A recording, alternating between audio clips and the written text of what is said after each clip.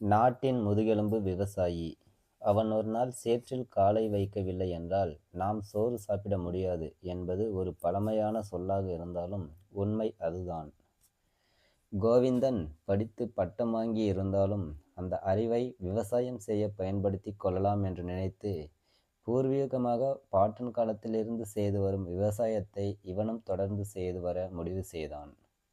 திருமண வயதில் இவனுக்கு திருமணம் முடிக்க பெண் தேடும்போது எந்த பெண்ணும் இவனை கட்டிக்க விரும்பவில்லை. காரணம், இக்காலத்து கிராமத்து பொண்ணு கூட நகரத்தில் ஆடம்பர வாழ்க்கைக்கு ஆசைப்பட்டாள். கோவிந்தன் மனம் சளைக்கவில்லை. தன் பெற்றோருடன் நிலத்திற்கு சென்று ஏர்கலப்பை பூட்டி நிலத்தை உழுது வந்தான். கூடவே ஒரு 5 மாடுகளை வைத்து ஒரு பால் பண்ணையும் நடத்தி வந்தான். அவனுடைய குறிக்கோள் இயற்கை விவசாயம், இயந்திரங்களை பயன்படுத்தக்கூடாது, பசுந்தாள் உரம்தான், நிலத்திற்கு விஷம் நிறைந்த பூச்சிக்கொல்லி மருந்து கூடாது என்பதில் உறுதியாக இருந்தான். அவனுடைய கொள்கைகளை பல தொலைக்காட்சி நிறுவனங்கள் வந்து பேட்டி எடுத்துச் சென்றனர். இப்போது பெற்றோர்களால் எதுவும் செய்ய முடியாத அளவிற்கு வயோதிகம். அதனால் எந்த வேலையாக இருந்தாலும் இவன் ஒருவனாக நின்று செய்து கொண்டே இருந்தான். கூடவே சமையல் வேலையும் செய்ய வேண்டியிருந்தது.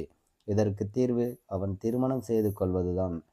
இவனிடம் ஒரு டிவிஎஸ் 50 வண்டி கூட கிடையாது. என்ன அவசரம், ஆனாலும் ஒரு பழைய சைக்கிள் அல்லது காளை மாட்டு வண்டி. இந்த கிராமத்தான் கொள்கையை மாற்றுவதாக இல்லை.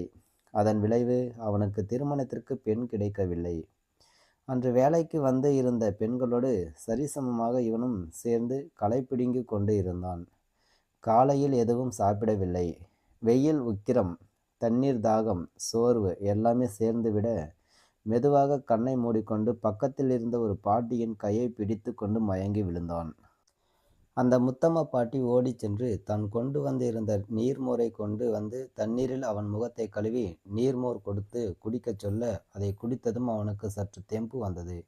வயதான பாட்டியிடம் தோற்றுவிட்டோம், அவர் முன்னாடி மயங்கி இருக்கக்கூடாது என்ற அவமானத்தால் கூனி குறுகினான். அதற்கு பாட்டி சொன்னார், காலகாலத்தில் திருமணம் செய்து இருக்க வேண்டும். அவள் உன்னை பட்டினியாக வயக்காட்டுக்கு அனுப்ப மாட்டாள் என்றார்.